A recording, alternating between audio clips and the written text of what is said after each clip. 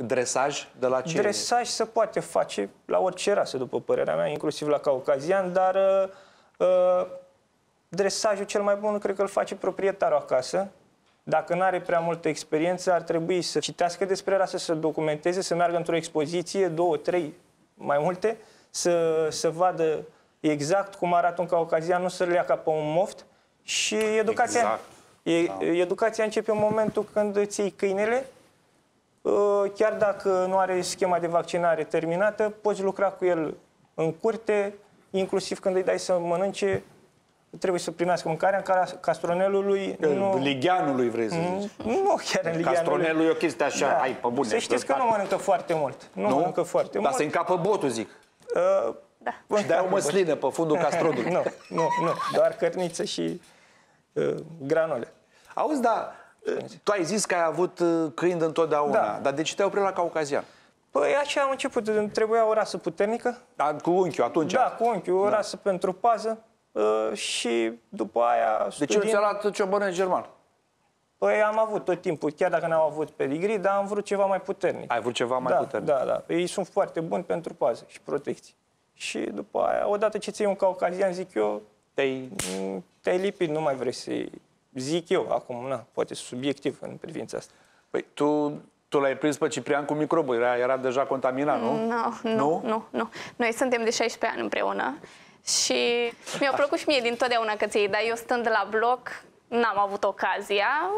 Pasiunea pentru caucazieni la mine a venit odată cu relația. Un pic temătoare așa la început, așa, da. Ei sunt câini echilibrați și chiar foarte, foarte inteligenți și nu au nicio problemă mai ales cu cei din familie, sunt foarte atașați de ei. Foarte atașați. Cunosc tot timpul să văd și atunci ai... Da, ca și temperament trebuie să fie echilibrat. El este echilibrat. Sunt echilibrați, dovadă și aici. N-au mai intrat până acum într-un studio. Sunt câini activi, câini care se pretează, v-am zis, pentru pază foarte, foarte, foarte bine. Ăștia când se joacă, ce fac? Când se joacă... Când se joacă 200 de kilograme, de cât are? 70 de kg? El cât are undeva la 87-88 de kilograme, cam atât. Dacă trece de greutatea asta, deja se îngrașe și nu în forma lui bună, 86, 87, 88. Sunt și exemplare poate mai mari, cu o greutate mai mare, dar deja e complicat la o greutate mai mare și pentru articulații și pentru tot. Da. Văd că are niște lăboanțe îngrozitori de mari. Păi asta e osatura. Auzi, da, mușcătura e importantă? Mușcătura e foarte importantă și când mergem la un arbitraj, mușcătura trebuie arătată arbitrului, foarfecă sau clește. Deci sunt permise ambele mușcături. Ambele mușcături sunt permise.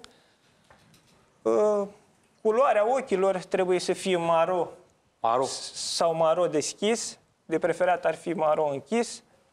Buza trebuie să fie întinsă bine și bine pigmentată, adică neagră. Trufa la fel neagră. Nu se admite... Stopul, partea de aici, ușor pronunțat, nu foarte bombat. Capul puternic. E botul mic, practic, nu? Botul gros, da, botul gros puternic. Blana trebuie să aibă minim, firul de păr trebuie să aibă minim 5 cm. Obligatoriu. Obligatoriu, să aibă sub păr. Bine dezvoltat, da.